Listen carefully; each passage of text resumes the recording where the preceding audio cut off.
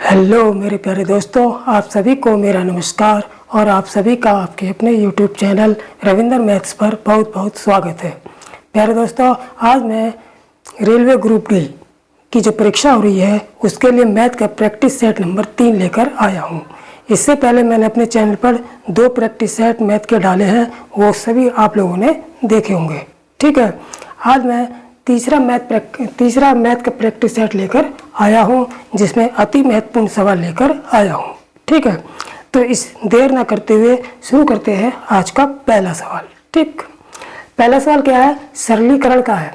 पहला सवाल किसका है? सरलीकरण का। तो मैंने इस बताया था आपको कि सरलीकरण के सवाल के लिए हम BODMAS टेक्निक का प्रयोग करते हैं। ठीक है, कौन सी टेक्निक का इस्तेमाल करते हैं? BODMAS, BODMAS।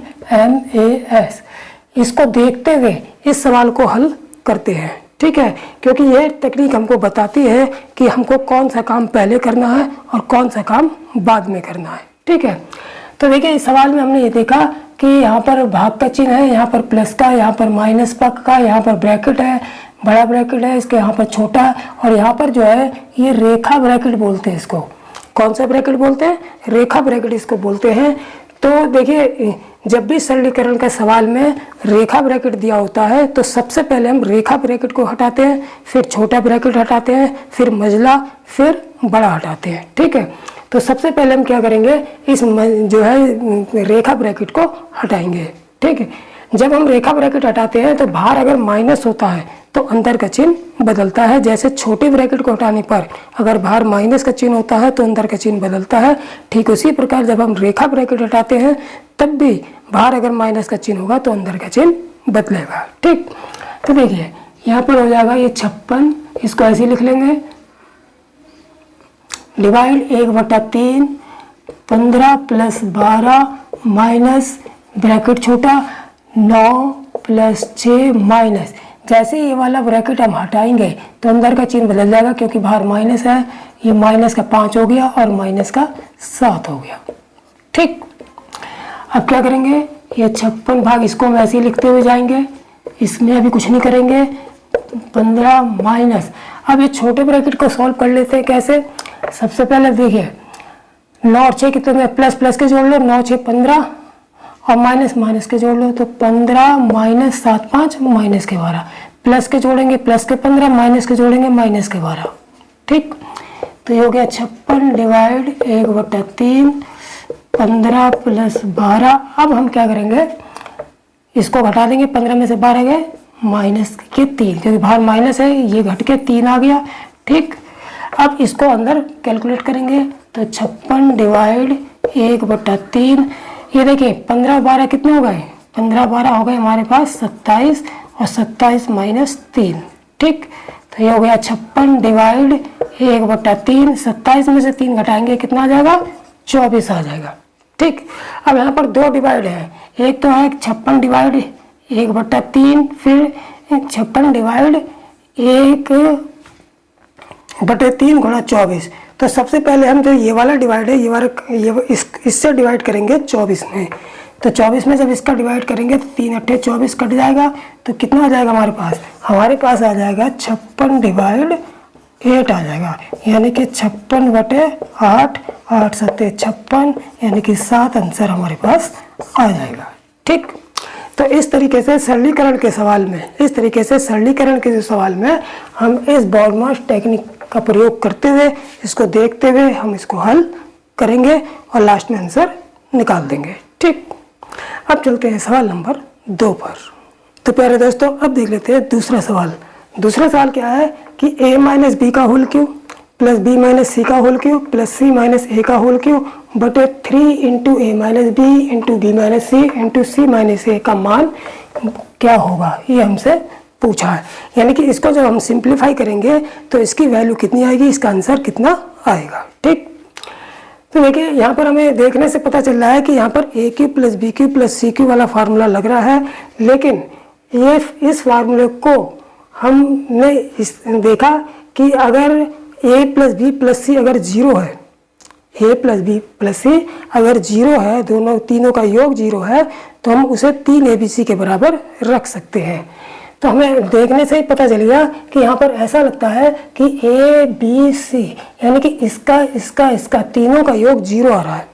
ठीक है, देखिए चूंकि हम जानते हैं कि अगर x plus y plus z equal to 0 जब होता है तो x Q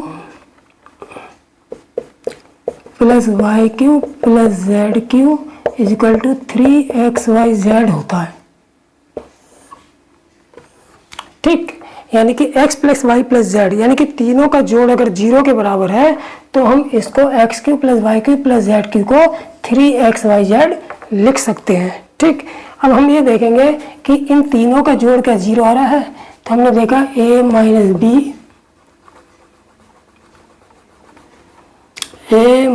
B plus B minus C plus C minus A, यानी कि a माइनस बी ये वाला, b माइनस सी ये और c माइनस ए।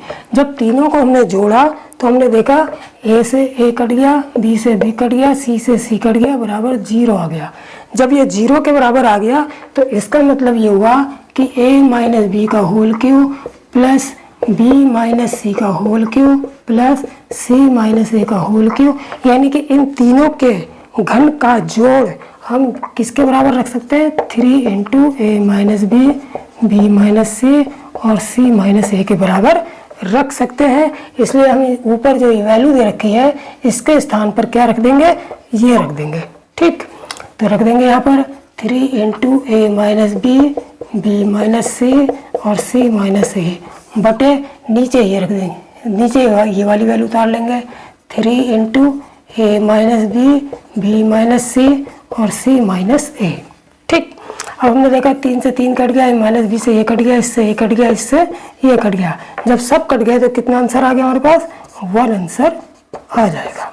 ठीक, तो इस तरीके से जब भी फार्मूले में A cube plus B cube plus C cube दिया हो तो उसे देख लेंगे कि तीनों का जोड़ कहीं 0 तो नहीं है। अगर तीनों का जोड़ 0 है तो A cube plus B cube plus C cube को हम 3 ABC यानी कि 3xyz के बराबर रख लेंगे। ठीक, अब चलते हैं सवाल नंबर 3 पर। तो प्यारे दोस्तों अब देख लेते हैं सवाल नंबर 3 और 4। ठीक, क्वेश्चन 3 क्या कह रहा है कि निम्न में से कौन पूर्ण वर्ग नहीं है। पूर्ण वर्ग यानी कि हमको 4 संख्या दे रखी है 144, 100, 1000 और 289 यानी कि 289। इन चारों में से कौन सी संख्या पूर्ण वर्ग नहीं है ये बताना है, ये नहीं बताना है बल्कि नहीं है ये बताना है। ठीक, तो सबसे पहले जानना ये जरूरी है कि पूर्ण वर्ग होता क्या है। पूर्ण वर्ग वो संख्या होती है जो किसी न किसी संख्या का वर्ग करने पर प्राप्त होती है। यानी कि पूर्ण वर्ग वो संख्या होती है जो किसी न किसी संख्या का वर्ग करने पर प्राप्त होती है और उसका अंडर रूट जब हम निकालते हैं तो पूरा अंडर रूट निकल के आता है। तो ऐसी संख्या पूर्ण वर्ग संख्या कहलाती है। ठीक, अब हमने ये देखा कि यहाँ पर ये जो 144 है ये संख्या 12 का वर्ग है और इसका अगर हम वर्गमूल निकालेंगे तो इसका वर्गमूल कितना आ जाएगा, पूरा 12 ही आ जाएगा। तो ये इसका मतलब ये पूर्ण वर्ग संख्या है। दूसरी संख्या हमने देखी कि ये हमारा 10 संख्या 10 का स्क्वायर है, वर्ग है और इसका अगर हम वर्गमूल निकालें तो पूरा वर्गमूल 10 आ जाएगा। तो इसका मतलब ये भी पूर्ण वर्ग संख्या है। ठीक, अब हम देखते हैं 289 ये भी जो है ये किस संख्या का वर्ग है, 17 का वर्ग है और जब इसका वर्गमूल निकालेंगे तो पूरा वर्गमूल स्क्वायर रूट निकल के आएगा 17। तो इसका मतलब है 289 भी एक पूर्ण वर्ग संख्या है। लेकिन जो 1000 है इसका ये किसी संख्या का वर्ग नहीं है और ना, और इसका अगर हम वर्गमूल निकालेंगे तो इसका वर्गमूल दशमलव में तो आ जाएगा लेकिन पूरा वर्गमूल नहीं आएगा। इसलिए जो है 1000 जो है पूर्ण वर्ग संख्या नहीं है, पूर्ण वर्ग संख्या नहीं है। यही आंसर हो गया। ठीक है, तो कौन सा ऑप्शन सही है इसमें, ऑप्शन नंबर सी सही है। ठीक, अब क्वेश्चन पे आते हैं चौथे पर। इसमें पूछा है 4 संख्या इसमें भी दे दी है, ये और पूछा है निम्न में कौन पूर्ण घन है। तो जिस प्रकार पूर्ण वर्ग के लिए पूर्ण वर्ग जो होता है किसी संख्या का वर्ग होता है और उसका पूरा वर्गमूल निकाला जा सकता है, ठीक उसी प्रकार पूर्ण घन संख्या वो संख्या होती है जो किसी न किसी संख्या का घन करने पर क्यू करने पर प्राप्त होती है और उसका पूरा पूरा घनमूल निकाला जा सकता है। ठीक है, तो हमने ये देखा 4 ऑप्शनों में हमने जो 8000 देखा, इसी ऑप्शन को देखने पर हमको एकदम क्लियर हो गया कि ये जो है ये 20 का संख्या 20 का घन है, यानी कि संख्या 20 की अगर 3 बार गुणा करेंगे, क्यू करेंगे, घन करेंगे तो वो 8000 आ जाता है। दूसरी बात, अगर 8000 का घनमूल निकालेंगे तो पूरा पूरा घनमूल आएगा कितना, पूरा पूरा घनमूल इसका कितना आएगा, पूरा पूरा इसका घनमूल हमारा कितना आता है, 20 आएगा। ठीक है, तो इस तरीके से ये क्लियर होता है कि 8000 जो है एक पूर्ण घन संख्या है। ठीक है, ये पूर्ण घन संख्या है। यही आंसर हो जाएगा। ठीक है, जब हमें ऑप्शन देखने पे ही क्लियर हो गया तो फिर बाकी ऑप्शन हम काट देंगे, उस पर ध्यान नहीं देंगे। ठीक, तो प्यारे बच्चों अब चलते हैं सवाल नंबर 5 पर। ठीक, तो प्यारे दोस्तों अब देख लेते हैं 5वां सवाल। ठीक है, 5वां सवाल किसका है, 5वां सवाल जो दे रखा है हमको वो त्रिकोणमिति का दे रखा है, यानी कि ट्रिग्नोमेट्री का क्वेश्चन है। ठीक, तो देखिए हमको क्या दे रखा है कि sec 4 theta minus sec square theta is equal to 3, यानी कि sec 4 theta minus sec square theta की वैल्यू जो है हमको 3 दे रखी है, तो tan 4 theta plus tan square theta का मान हमसे पूछा है। ठीक है, तो क्या करेंगे, इसको हम जो दे रखा है उसको हम सिंप्लीफाई करेंगे। ठीक, कैसे, देखिए sec 4 theta minus sec square theta is equal to 3 दे रखा है। अब हम इसमें से हमने देखा पूरे में से क्या कॉमन आ रहा है, हमने देखा कि यहाँ sec 4 थीटा है, यहाँ sec स्क्वायर थीटा है, तो sec स्क्वायर थीटा कॉमन आ रहा है।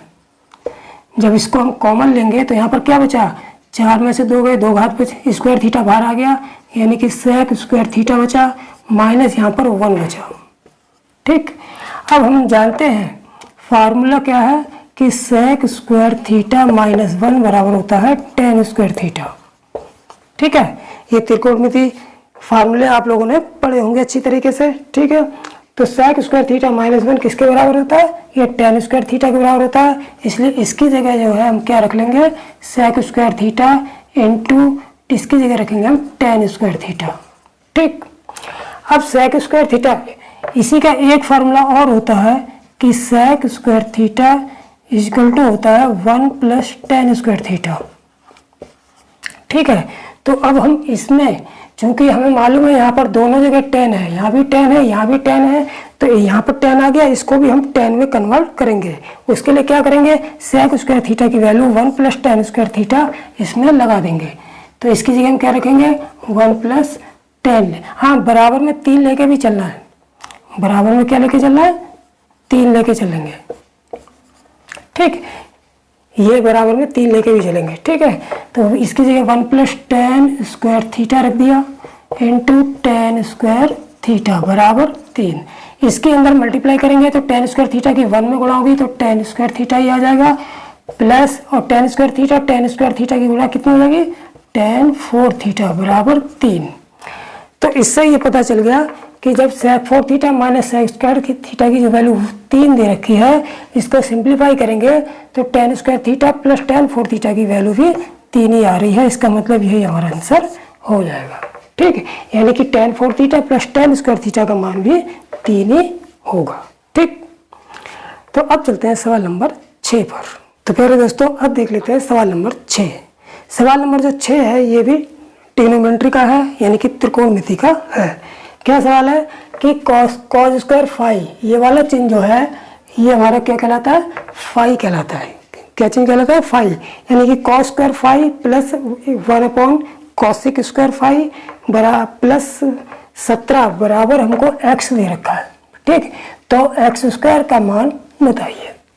ठीक, तो इसके लिए क्या करेंगे, हम सबसे पहले सिंप्लीफाई करके x की वैल्यू निकाल लेंगे, फिर उसका वर्ग कर देंगे तो x स्क्वायर का मान आ जाएगा। ठीक, तो इसको सिंप्लीफाई करेंगे, देखिए cos square phi plus 1 cosec square phi plus 17 बराबर x दे रखा है।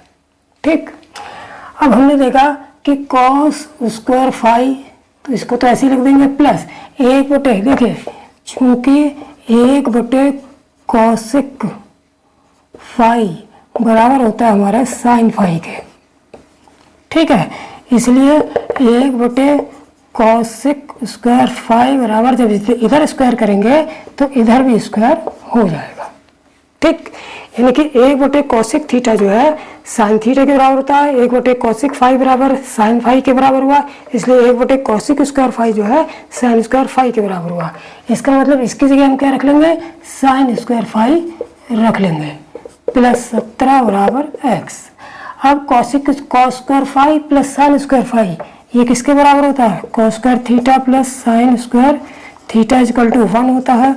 इसका मतलब cos square phi plus sine square phi ये पूरा किसके बराबर होगा, ये 1 के बराबर होगा, प्लस 17 बराबर x, यानी कि x बराबर 18 आ गया। हमसे पूछा है x स्क्वायर, तो इसलिए x स्क्वायर यानी कि इधर भी वर्क कर देंगे तो इधर भी वर्क कर देंगे, तो x स्क्वायर बराबर 18 का वर्क कितना हो जाएगा, 324। ये हमारा आंसर हो जाएगा। ठीक, अब चलते हैं सवाल नंबर 7 पर। तो प्यारे दोस्तों अब देखते हैं सवाल नंबर 7। ठीक है, सवाल नंबर 7 क्या कह रहा है कि निम्न में कौन सही है। देखिए हमको 4 ऑप्शन दे रखे हैं। पहला ऑप्शन क्या है कि 9/16 ग्रेटर देन 13/24। दूसरा ऑप्शन दे रखा है कि 9/16 बराबर 13/24, यानी कि पहले ऑप्शन में हमसे कहा है कि 9/16 जो है वो 13/24 से बड़ा है। दूसरे ऑप्शन में कहा है कि 9/16 जो है 13/24 के बराबर है। तीसरे ऑप्शन में हमसे कहा है कि 9/16 लेस देन 13/24, यानी कि 9/16 जो है वो 13/24 से छोटा है। और चौथे ऑप्शन में हमसे कह रखा है कि 9/16 लेस देन 13/24 इक्वल, यानी कि 9/16 जो है वो 13/24 के से छोटा भी है और इक्वल भी है। ठीक है, दोनों बातें कह दी। तो ये इसका सही पता लगाने के लिए कि कौन सा संबंध सही है, कौन सी बात सही है, तो इसके लिए हम क्या करेंगे, हम खुद ट्राई करेंगे कि इसमें क्या कैसे पता करेंगे कि 9/16 बड़ा है या 13/24 बड़ा है। ठीक, तो इसके लिए हम क्या करते हैं कि यहाँ पर थोड़ा सा काम देखिए करेंगे रफली। यहाँ पर हमने लिखा 9/16, ये वाले भी लिख दिए, और यहाँ पर लिख दिए 13/24।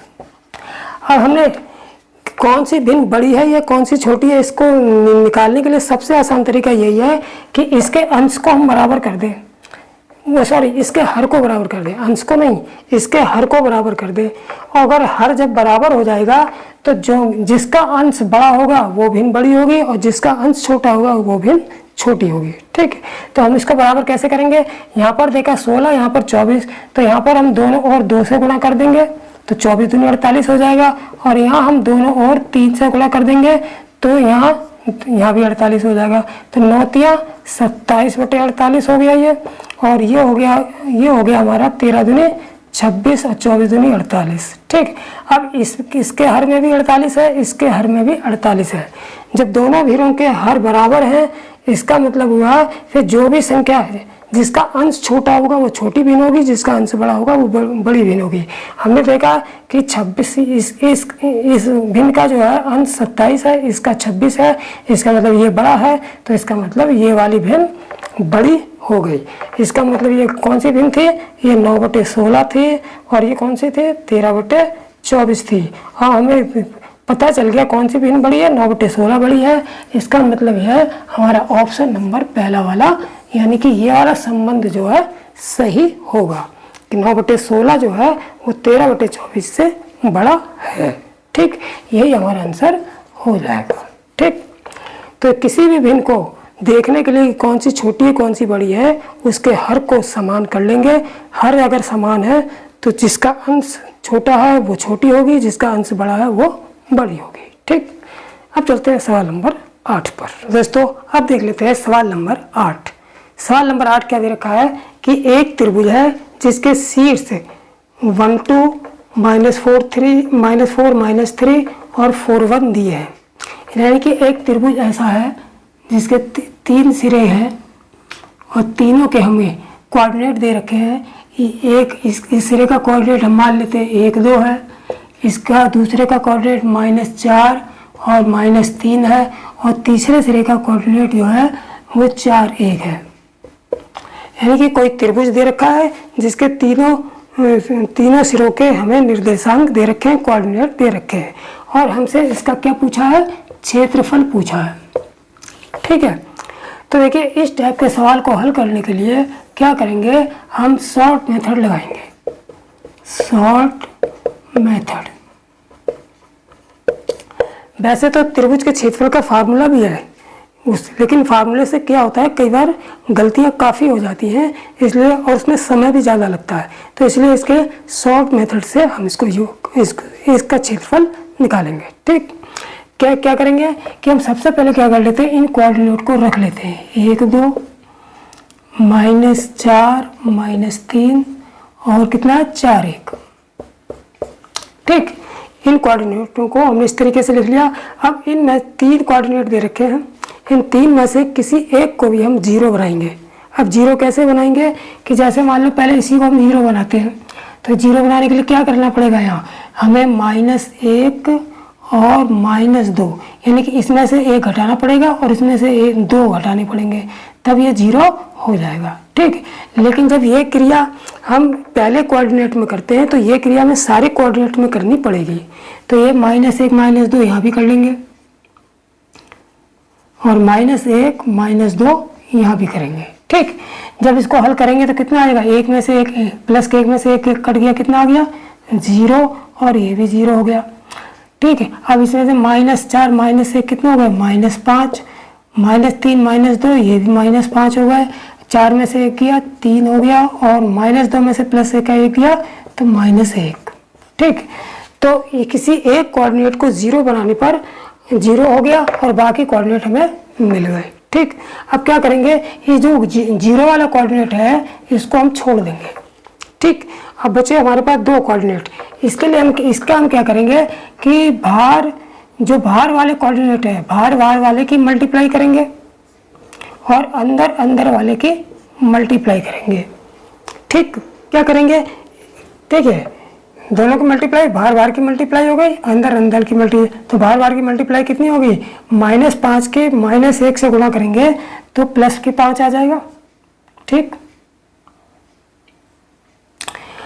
और -5 के जब 3 में गुणा करेंगे तो -5 के जब 3 में गुणा करेंगे तो कितना आ जाएगा, -15 आ जाएगा।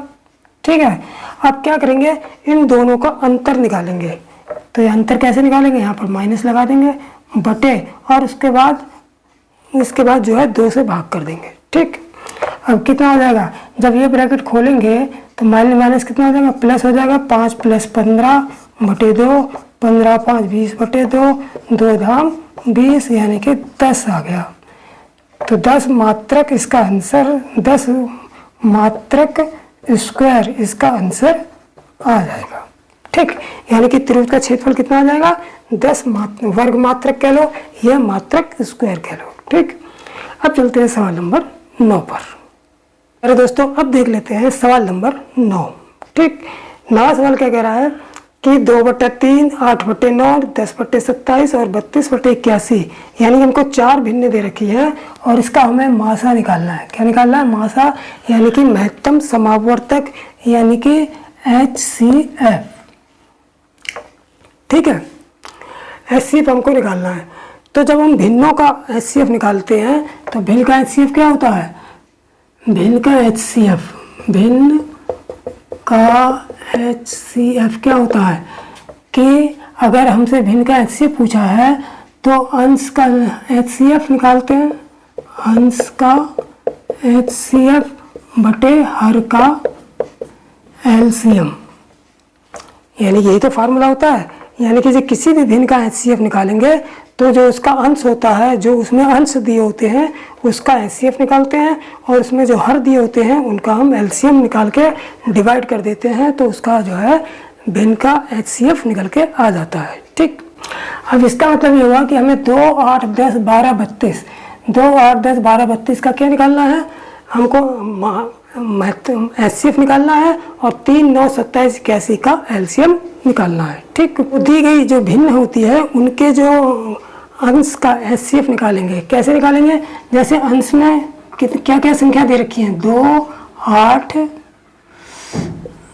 10 और 32 का HCF बराबर, तो 2, 8, 10, 32 का HCF कैसे निकालेंगे? बिल्कुल सिंपल है। सबसे बड़ी चीज़ है कि HCF की डेफिनेशन पता हो। HCF क्या होता है? HCF वो होता है, अगर दी गई संख्याओं का HCF वो होता है कि वो सबसे छोटी से छोटी संख्या जो सभी संख्याओं को डिवाइड कर दे, जो सभी संख्याओं को डिवाइड कर दे, वही संख्या उस संख्या का HCF होती है। यानी कि ऐसी संख्या जो उन सभी संख्याओं को पूरा डिवाइड कर दे, छोटी से छोटी वो संख्या जो उन सभी संख्याओं को डिवाइड कर दे, तो वो उस संख्या का वो दी गई संख्याओं में वो HCF होती है। ठीक है, तो हमने देखा यहाँ पर 2 एक सबसे छोटी संख्या 2 है, जो 2 को भी काटेगी, 8 को भी काटेगी, 10 को भी काटेगी और 32 को भी काटेगी। तो इसका मतलब ये हुआ कि इन चारों का HCF कितना आ गया? 2 आ गया। ठीक, अब आ जाओ एलसीएम पर। 3, 9, हर का एलसीएम निकालना है, तो हर में कौन कौन सी संख्या दे रखी है? 3, 9, 27, 81, यानी कि 3, 9, 27, 81 का एलसीएम। अब एलसीएम में क्या होता है? एलसीएम की डेफिनेशन क्या है कि एलसीएम वो होता है कि दी गई संख्याओं में, अगर हमें कुछ संख्याएं दे रखी है, तो उन संख्याओं में वो बड़ी से बड़ी संख्या जिनमें सभी का डिवाइड हो सकता है, जिनमें सभी का पूरा डिवाइड हो सकता है, तो वही संख्या जो है उन दी गई संख्याओं का एलसीएम होती है। जैसे यहाँ पर 81 जो है वो इन चारों में सबसे बड़ी संख्या है, जो इसमें 3 का भी डिवाइड पूरा हो जाएगा, 9 का भी पूरा डिवाइड हो जाएगा, 27 का भी पूरा डिवाइड हो जाएगा और 81 का भी पूरा डिवाइड हो जाएगा। तो इसका मतलब ये हुआ इन चारों संख्याओं का एलसीएम कितना आ जाएगा? 81 आ जाएगा। ठीक, इसलिए दी गई भिन्न का HCF कितना हो जाएगा? अंश का HCF कितना आ गया? 2 आ गया। 2 बटे हर का एलसीएम कितना आ गया? 81। 2 बटे 81, यही आंसर हो जाएगा। ठीक है, तो कभी कभी जरूरी नहीं है कि हम पूरा एलसीएम HCF निकालें तभी इसका आंसर दें। हमें एलसीएम HCF के बारे में क्लियर अच्छी डेफिनेशन पता हो तो हम डायरेक्ट भी संख्याओं को देखकर निकाल सकते हैं। ठीक, तो अब सब चलते हैं सवाल नंबर 10 पर। दोस्तों अब देख लेते हैं सवाल नंबर 10। ठीक, 10वां सवाल क्या कह रहा है कि यदि संख्या x4461 11 से विभाज्य है, यानी कि 11 से पूरी विभाजित हो जाती है, तो x का मान हमसे पूछा है। ठीक, तो संख्या हमको क्या दे रखी है? x, फिर 4, फिर 6, फिर 1, ये संख्या हमको दे रखी है। तो 11 से विभाजित होने का क्या नियम है? 11 से विभाजित होने का नियम यह है कि अगर हम सम स्थान कौन कौन से हो गए? एक अंक छोड़ के जो सम स्थान हो गए इनका योग करें। ठीक है, और विषम स्थान कौन से? ये विषम स्थान, इनका योग करें और दोनों का जो अंतर है वो 0 के बराबर रख दें। तब दोनों का अंतर जो है 0 के बराबर आना चाहिए, तब वो संख्या जो है 11 से पूरी विभाजित होगी। ठीक, तो हम देख लेते हैं कि इसके सम स्थानों के अंकों का पहले योग करते हैं, x + 4 + 1। ठीक, फिर माइनस विषम अंकों के स्थानों का योग करते हैं, यानी कि 6 और 4 कितने हो गए? 6 + 4 बराबर 0 के बराबर रखेंगे। ठीक, 0 के बराबर क्यों रखेंगे? क्योंकि जो इन दोनों का अंतर अगर 0 के बराबर आता है, तब ये जो दी गई संख्या होगी वो 11 से विभाजित होगी। ठीक है, तो चूंकि इन्होंने खुद ही कह दिया कि ये 11 से विभाजित है, तो इसलिए हम जो है इसको 0 के बराबर लेके चलेंगे। ठीक, तो ये कितना हो गया? प्लस 4 और 1 कितने हो गए? 5 हो गए। ठीक, माइनस 6 4 कितना? 10 बराबर 0। तो ये हो गया हमारा x + 5 - 10 बराबर 0। 10 में से 5 गया, ये हो जाएगा -5 बराबर 0, यानी कि x बराबर कितना हो गया? 5 आंसर आ गया। ठीक है, यानी कि हमारी जो संख्या x के स्थान पर कौन सी संख्या आ जाएगी? 5 आ जाएगी, यानी 544 61। यानी कि ये संख्या ऐसी होगी जो 11 से पूरी विभाजित होगी, 11 से पूर्णतया विभाजित होगी। यही आंसर हो जाएगा। यानी कि 11 के x के स्थान पे कौन सी संख्या आनी चाहिए, 5 आनी चाहिए, यानी कि x के अंदर 5 आ जाएगी, तो ये जो संख्या होगी वो 11 से पूरी विभाजित होगी। ठीक, अब चलते हैं सवाल नंबर 11 पर। यार दोस्तों अब देख लेते हैं सवाल नंबर 11। ठीक है, 11 सवाल में क्या कह रहा है कि दिए गए पाई चार्ट है। देखिए ये हमको पाई चार्ट दिया है, पाई चार्ट, ये क्या है, हमको पाई चार्ट दिया है। किसका दिया है, एक मोबाइल कंपनी है जो मोबाइल का निर्माण करती है। तो ABCDE ये कंपनियां हैं, ABCDE कंपनियों के नाम है। और एक कंपनी 28% मोबाइल बना रही है, B 12% निर्माण कर रही है, C 25% कर रही है, D 5% कर रही है और E 30% मोबाइल का निर्माण कर रही है। ठीक है, तो ये दिया है कि दिए गए पाई चार्ट में भारत की मोबाइल फ़ोन विनिर्माण कंपनी के बारे में जानकारी दी है। यानी कि मोबाइल कंपनियों के बारे में जानकारी दी है इस पाई चार्ट में कि कौन कौन सी कंपनी कितने कितने मोबाइल निर्माण कर रही है। ठीक है, तो उनके मोबाइल निर्माण की कुल संख्या है, यानी कि जितने भी टोटल कंपनी के जितने भी निर्माण किए गए मोबाइल हैं उनकी कुल संख्या हमको दे रखी है 12,40,000। यानी कि सभी कंपनियों द्वारा, सभी कंपनी द्वारा निर्मित किए मोबाइल फ़ोन की संख्या, मोबाइल फ़ोन की कुल संख्या कितनी दे रखी है, 12,40,000। यानी कि 12,40,000 मोबाइल फ़ोन। ठीक है, तो हमसे ये पूछा है कि तो कंपनी ई द्वारा, कौन सी कंपनी, ई द्वारा कुल कितने मोबाइल निर्मित किए गए हैं। तो हमें पाई चार्ट के डाटा को जब हम देखेंगे तो पता चलेगा कि जो ई कंपनी है उसने 30% मोबाइल फ़ोन का निर्माण किया है। तो इस टोटल का 30% निकाल लेंगे, पता चल जाएगा हमें कंपनी ई ने कितने मोबाइल फ़ोन का निर्माण किया है। ठीक है, इसलिए कंपनी ई द्वारा निर्मित मोबाइल बराबर कितना हो जाएगा, इस टोटल का 30%।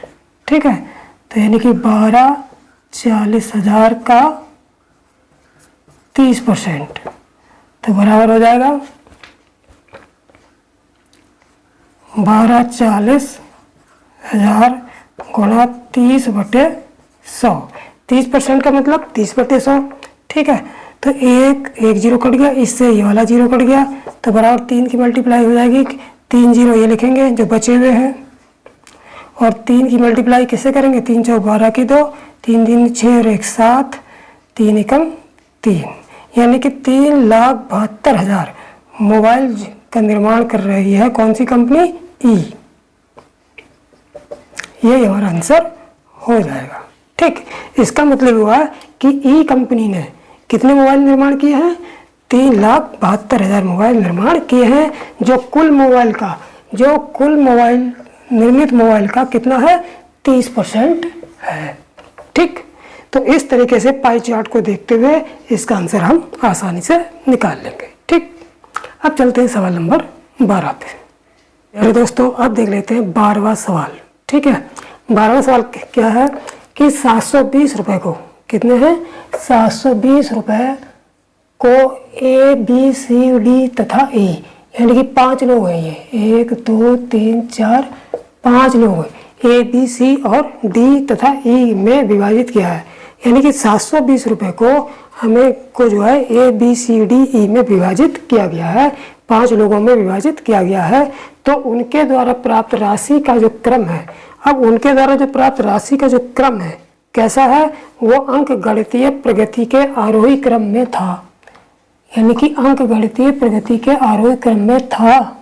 इसका मतलब क्या हुआ, इसका मतलब ये हुआ कि जैसे कुल रुपए कितने हैं, कुल रुपए बराबर 720 रुपये हैं, और लोग कितने हैं, ए बी सी डी और ई, इन 5 लोगों में बांटा गया, तो इनके बीच जो अंतर है, इनके बीच जो अंतर है वो कितने कितने का अंतर है वो पहले पता करेंगे कि इनके बीच जो अंतर है वो कितने कितने रुपए का है। देखिए इन्होंने कहा है कि यदि ई को ए से 40 रुपये अधिक मिले, यानी कि ई को ए से 40 रुपये अधिक मिले हैं, तो इनके बीच कितना कितना रुपए का जो अंतर है वो निकल जाएगा। कैसे? प्रत्येक व्यक्ति के बीच, प्रत्येक व्यक्ति के बीच राशि का अंतर कितने कितने कैसे निकलेगा कि कितने कितने कितना अंतर है? एक अंतर 2 3 4, यानी कि 40 रुपये को जो लास्ट में ई को ए से लेकर ई को ए से ई को जो 40 रुपये अधिक मिले हैं, तो उनको अंतर में जब विभाजित करेंगे तो प्रत्येक के बीच अंतर कितना आ जाएगा?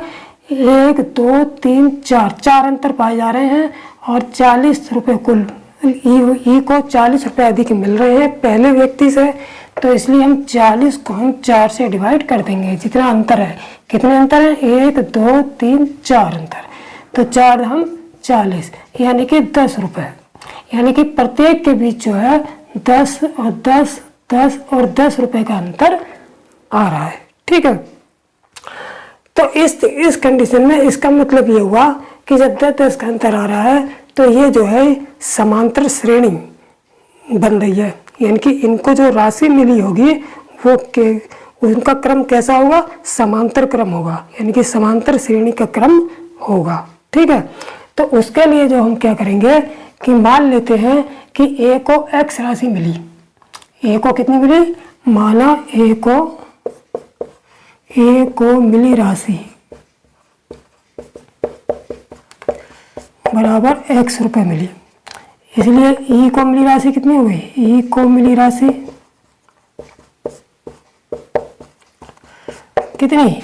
ए को यदि ई को ए से 40 रुपये अधिक मिले, तो यानी कि जब ए को x रुपये मिले तो ई को कितने मिलेंगे? x प्लस 40 रुपये, और प्रत्येक के बीच अंतर 10-10 रुपये का है, तो यानी कि अंतर डी, अंतर हम डी ले लेंगे बराबर कितना? 10 रुपये का है।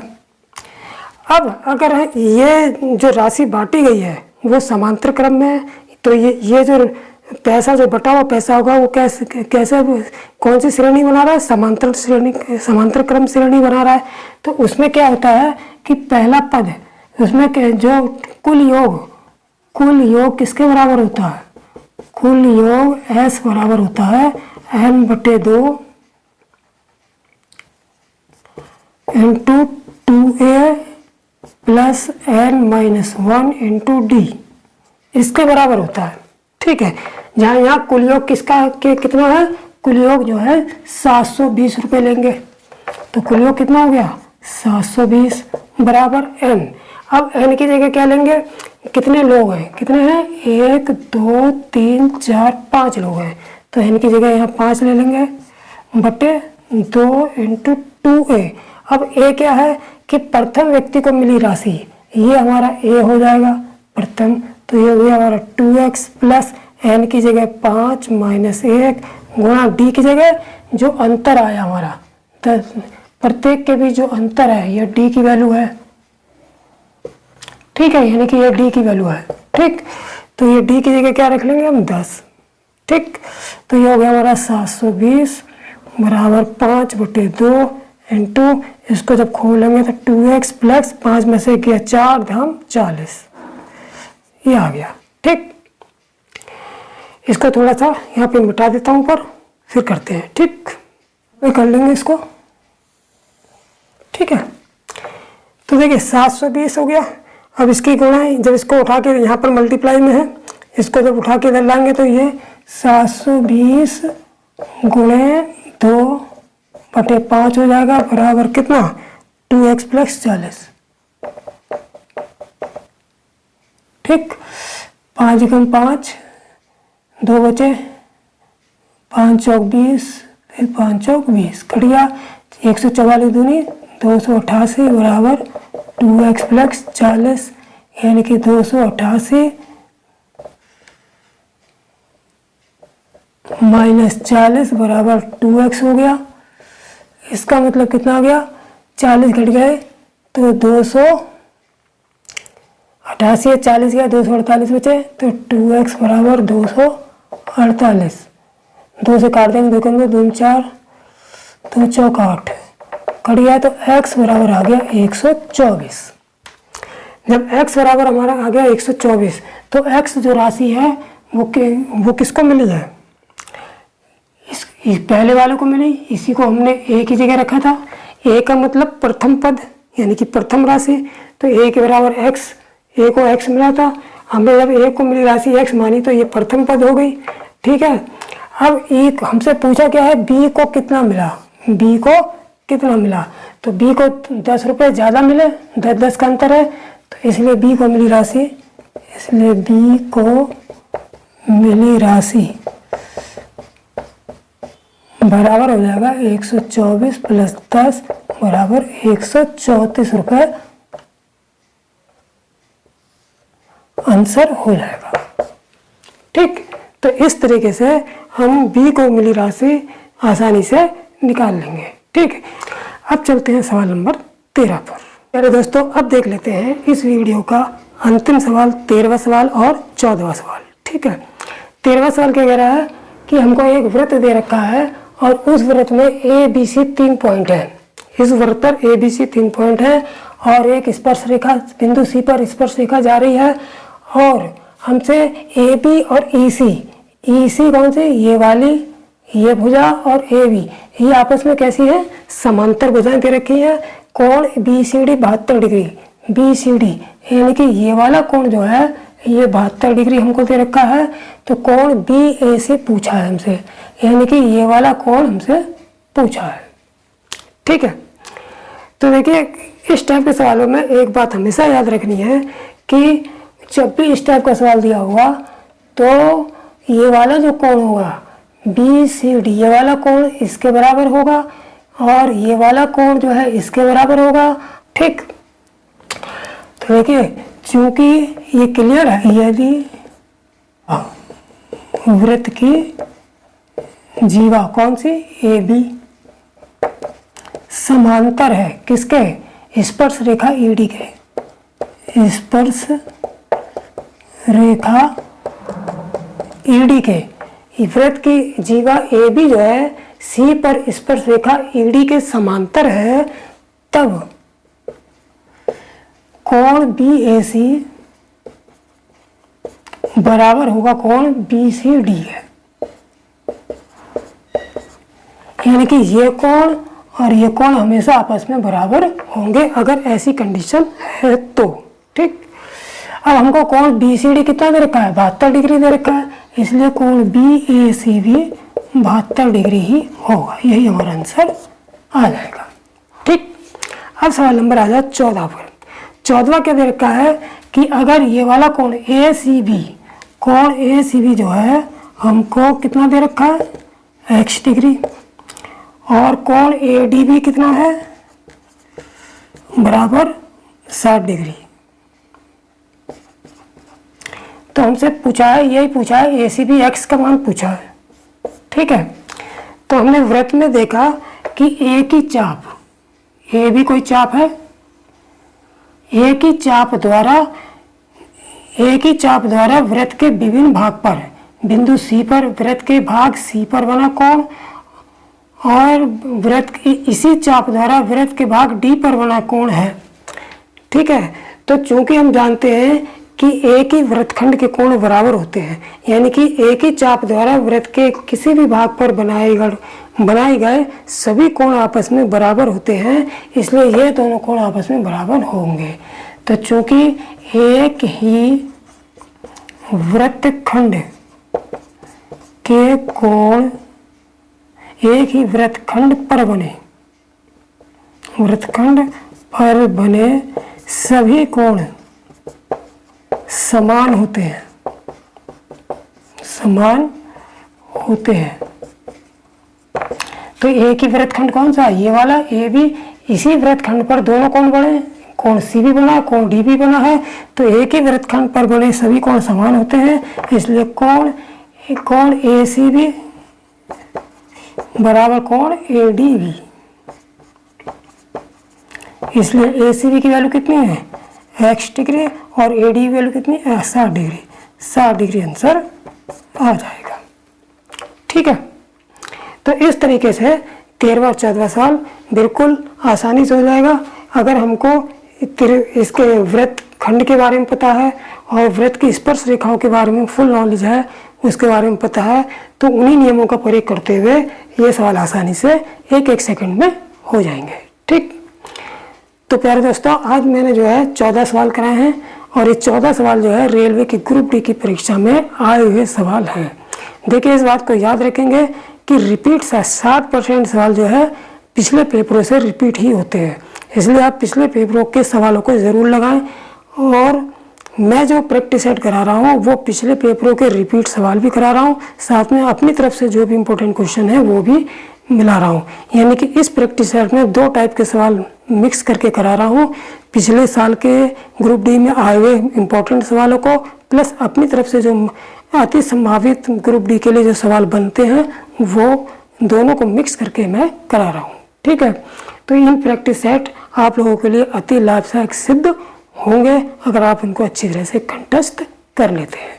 ठीक है, और मैं जो कोर्स भी कवर करा रहा हूँ उसमें मैं औसत का चैप्टर पढ़ा रहा हूँ। आप प्लेलिस्ट में जाकर औसत का चैप्टर भी पढ़ सकते हैं और औसत से पहले भी मैंने 8-9 चैप्टर अर्थमेटिक के करा दिए हैं, वो मेरे चैनल पे जाकर उसको प्लेलिस्ट में देख सकते हैं और पढ़ सकते हैं। ठीक है, ये प्रैक्टिस सेट मैं और अलग से प्रोवाइड करा रहा हूँ और कोर्स जो है वो अलग से मैं कोर्स के वीडियो में अलग से प्रोवाइड करा रहा हूँ, वो भी डाल रहा हूँ और ये ग्रुप डी का प्रैक्टिस सेट भी डाल रहा हूँ। ठीक, तो आज मैं इस वीडियो को यहीं पर मैं समाप्त कर रहा हूँ। जिन छात्रों ने चैनल को सब्सक्राइब नहीं किया है सब्सक्राइब कर लेंगे, बेल आइकन दबा लेंगे, जिससे मैं कोर्स का वीडियो डालता हूँ उसका नोटिफिकेशन भी आप तक पहुँचे और जो प्रैक्टिस सेट का जो वीडियो डाल रहा हूँ उसका नोटिफिकेशन भी आप तक पहुँचे। ठीक है, तो इसी आशा के साथ कि आप लोग अच्छी तरह से अपनी तैयारी करते रहिए और आगे बढ़ते रहिए। ठीक, तो इसी के साथ मैं अब विदा लेता हूँ। जय हिंद, जय भारत।